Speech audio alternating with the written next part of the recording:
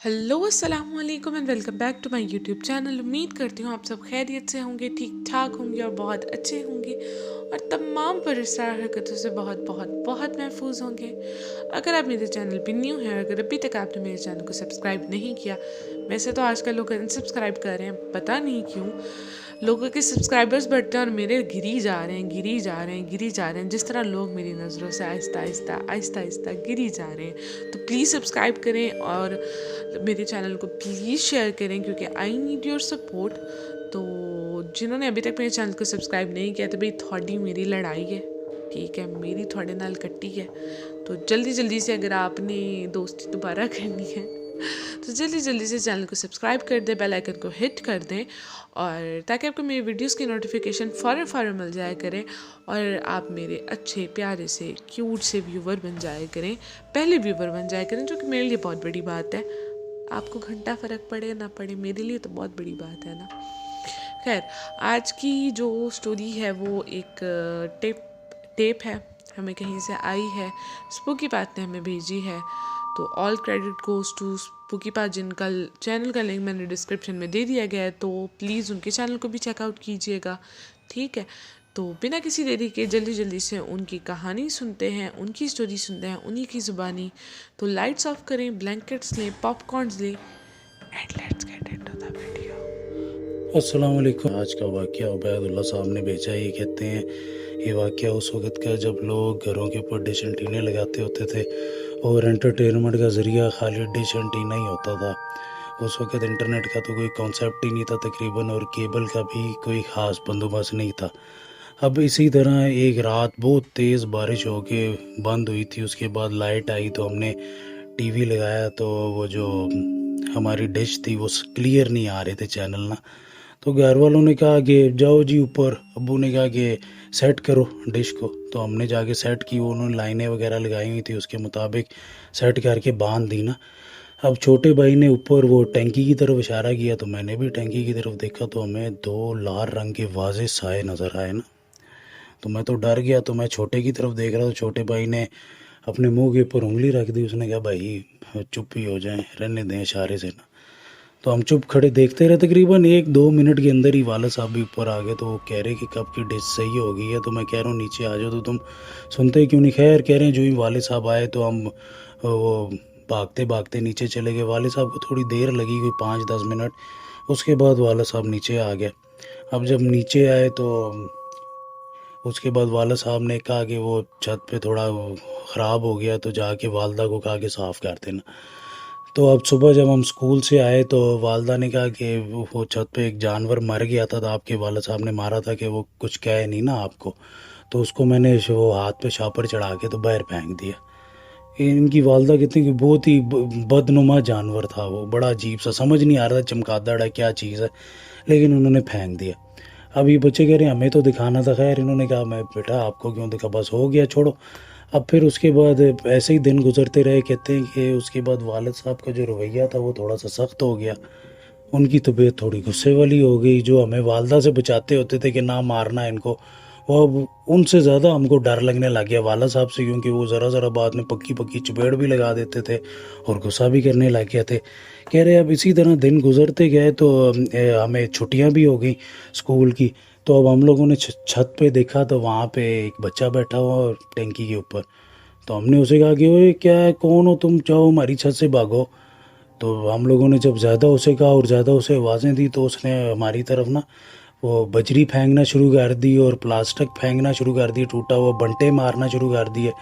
हम लोगों ने कहा बेटा रुको, अभी हम नीचे से ना अम्मी को बुला के लाते हैं। तो अब नीचे से हम अम्मी को बुला के लाए, तो अम्मी को कोई कुछ भी नहीं नज़र आया। कह रहे कि ऐसा अक्सर होता, लेकिन हम छत पे रोज़ जब भी खेलने जाते, अगर उसको कुछ भी ना को तो बैठा रहता, अगर कुछ उसको छेड़े तो वो मारता। कह रहे अब इसी तरह एक दिन अब नानो हमारी आ गई, तो अम्मी नानों के साथ चली गई कि खाना वगैरह लेने के लिए, बनाने के लिए। हम लोग घर में अकेले थे, स्कूल की छुट्टियां थी। तो हमने देखा वही बच्चा ड्राइंग रूम में बैठा हुआ। कह रहे हम लोगों ने वो एक छोटे भाई ने बाल्टी उठाई और मैंने भी बल्ला उठाया। हमने कहा आज इसकी खैर नहीं, आज बताते हैं इसको, ये हमारे खिलौने इस तरह चोरी करने आया। कह रहे हम लोग भागे तो बच्चा छलांगे लगाता हुआ दीवारों पे चलता हुआ वापस छत पे चला गया। कह रहे हम दोनों ने एक दूसरे को पकड़ लिया भाइयों ने कि भाई ये क्या मसला ख़राब हो गया है। तो अब इन्होंने अपनी अम्मी को बताया। जब अम्मी और नानू आई तो नानू ने कहा मैंने भी कोई हलचल सी तो महसूस की थी सीढ़ियों के ऊपर, लेकिन मैंने कहा चलो छोड़ो तुम लोग डरोगे तो बताया नहीं। खैर फिर नानू भी चली गई। अब इसी तरह एक दिन ये कह रहे कि हम बच्चे और हमारी अम्मी घर में थी तो अचानक दरवाज़ा खड़का और हमने खोला तो एक बड़ा ख़तरनाक सा काला कुत्ता अंदर भाग गया ना, घर के अंदर ही। कह रहे अब वालदा ने हमें पकड़ा और किचन में ना बंद कर लिया ना अपने साथ। अब वो कुत्ता इधर उधर घूमे और बड़ा ख़तरनाक सा था, इतने इतने तो बाल थे उसके ऊपर। कह रहे अब अचानक ही फिर से दरवाज़ा खड़का तो वालद साहब आ गए। तब हमने वालद साहब से कहा कि अबू दरवाज़ा बंद करके बाहर ही रहें, तो कुत्ता है अंदर बड़ा ख़तरनाक। तो वालद साहब बहादुर थे, उन्होंने अंदर आके देखा कि भी किस तरह आ सकता है, नीचे भी दरवाज़ा बंद है तो ऊपर भी छत का भी बंद है, किधर से आया ये। उन्होंने देखा तो कह रहे घर में कोई कुत्ता नहीं है, आ जाओ बाहर ना। अब ये बाहर आ गया। कह रहे अब इसी तरह ना जो घर का बेड था वो भी रात को हिलता था और फर्नीचर भी। कह रहे एक दिन तो हम सुबह उठे तो हमारा जो दरवाज़ा था उसके आगे अलमारी लगी हुई। कह रहे अब हमारा बाहर निकलने का कोई रास्ता ही नहीं, हम परेशान हो गए एक दूसरे को देख रहे किस तरह। खैर वालद साहब वालदा और हमने ज़ोर लगा के उस अलमारी को पीछे ही किया, वो अलमारी पीछे हुई और उसके बाद हम लोग बाहर निकले। कह रहे अब एक रात बहुत लंबी, उस वक्त लाइटें जाया करती थी, सन 2000-2001 में बहुत लंबी लाइट जाया करती थी। अब लाइट गई, वैसे तो इतनी नहीं जाती लेकिन जब जाती थी तो कभी कभी पूरी पूरी रात भी नहीं जाती थी। अब इसी तरह एक रात लाइट चली गई। कह रहे कि हमको वो वाली रात हम लोग अपने टेरेस में बैठे हुए थे और हमने अपनी आंखों से देखा कि जैसे वालद साहब को किसी ने लात से खींच के गिराया। कह रहे हम परेशान हो गए। वालद साहब भी कह रहे किसने खींचा मुझे, क्या बदतमीजी है बेटो, इतनी ज़ोर का नहीं खींचा था तो बात आई गई होगी।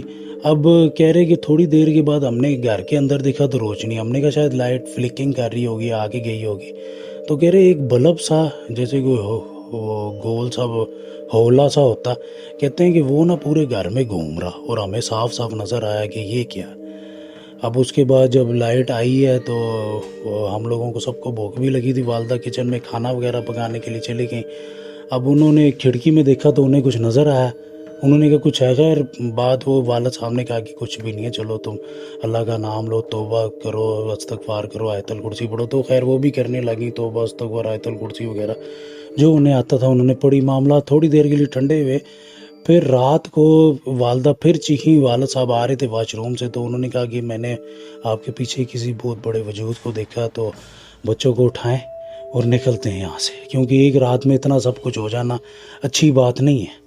तो उन्होंने कहा कि देख लो कर निकलते हैं, अपने भाई को फ़ोन करें, उसके घर चलते हैं। तो उन्होंने वो चाचू को फ़ोन किया वालद साहब ने, और चाचू कह रहे हैं कोई बात नहीं भैया आ जाएं आप, हमारा घर आपके लिए हर वक्त रेडी है। चाचू की भी नई नई शादी हुई थी, उनकी औलाद वगैरह भी नहीं थी। उन्होंने घर बुला लिया और उनको जब सारा माजरा बताया तो उन्होंने कहा ठीक है आपके मैं रहने के लिए यहाँ जगह बना देता हूँ, क्योंकि हमें तो नहीं पता क्या है उस घर में।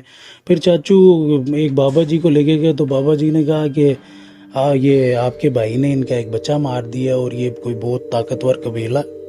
तो ज़ाहिर सी बात है उन्होंने ये वाली चीज़ खैर से इतनी ज़्यादा अपने ऊपर हावी नहीं की, उन्होंने भी रहम दिली की है इन लोगों के ऊपर, लेकिन अब वहाँ ये ना जाएं तो अच्छा है इनके लिए। ये कह रहे कोई कुछ करें जी, बड़ी मुश्किल से बनाया उन्होंने। कह रहे अब ये गए तो जान से जाएंगे। और उन्होंने कहा ये मैं विर्द देता हूँ इन्हें पढ़ने के लिए और तवीज़ देता हूँ, ये तो तवीज़ पूरी ज़िंदगी गले से ना उतारें और ये विर्द पढ़ना भी ना छोड़ें। चाचू ने कहा कि जी मकान का कुछ कर दें, भाई ने बड़ी मुश्किल से बनाया, बड़ी तकलीफ़ से बनाया और अभी तक लोगों के पैसे देने। कहा कि फिर आप चले जाएं वहाँ रहने, आपको जब मैं कह रहा हूँ जान का ख़तरा है, मौत हो सकती है किसी की, छोड़ दें। खैर फिर चाचू को भी समझ आ गई, उन्होंने कहा कि ठीक है अब आप यहीं पे रह लें, कोई मसला नहीं ना, हमें खैर है, अच्छा हो जाएगा हमारे लिए भी। तो अब वही बात आई गई हुई। अब उसके बाद इन्होंने गोदाम वाले से बात की चाचू ने, उसने कहा ठीक है लेकिन मैं पैसे कम दूंगा। मकान नुकसान में बिक गया। अब इसी तरह वो जो मकान जब बिका तो वो जो गोदाम था दिन के वक्त ही वर्किंग होता था, रात को नहीं, तो गोदाम से कोई खास शिकायत नहीं आई। थोड़ी बहुत आई कि हमारा सामान वगैरह गिरा होता, लेकिन क्योंकि वो पैम्पर्स का और ऐसी जो ये रुई से चीज़ें बनती हैं इसका गोदाम था तो इसी वजह से कोई गिरने वगैरह से कोई नुकसान वगैरह नहीं होता था उनके सामान को। अब इसी तरह वाला साहब की तबीयत ख़राब हुई, लेकिन 20 साल के बाद। उस वक्त तो वाला साहब रोज़ वो जो वज़ाइफ पीर साहब ने दिए थे वो करते थे और उसके अलावा वो जो वालिद साहब को तवीज़ दिया होता वो पेनी रखते थे। तकरीबन 20-22 साल के बाद वालिद साहब की तबीयत ख़राब हुई और फिर बहुत ज़्यादा ख़राब हो गई, और आहिस्ता आहिस्ता करके इतनी ख़राब हो गई कि जो रोज़ के उनके विर्द थे वो भी नहीं वो पढ़ सके, ना वो उस तरह से नमाज़ें अपनी पढ़ सके, और उनकी फिर थोड़े अरसे के बाद नेचुरल डेथ हो गई हॉस्पिटल में। बस ये एक वाक़या था जो कह रहे हैं उबैदुल्लाह भाई की हमारी ज़िंदगी में हमें बहुत डिस्टर्बिंग था हमारे लिए। हमारा बहुत प्यारा घर था जो हमें छोड़ना पड़ा, पता नहीं क्या था, अल्लाह रहम करे, किस चीज़ को हमने बेवजह तंग कर दिया या बेवक्त छत पे जाके यूँ डिश ठीक की हमने, हम बच्चों की गलती थी, किसकी गलती थी? So that's it for today guys. ये थी आज की स्टोरी, और गलती देखी जाए तो किसी की भी नहीं थी, और देखी जाए तो दोनों तरफ की ही थी।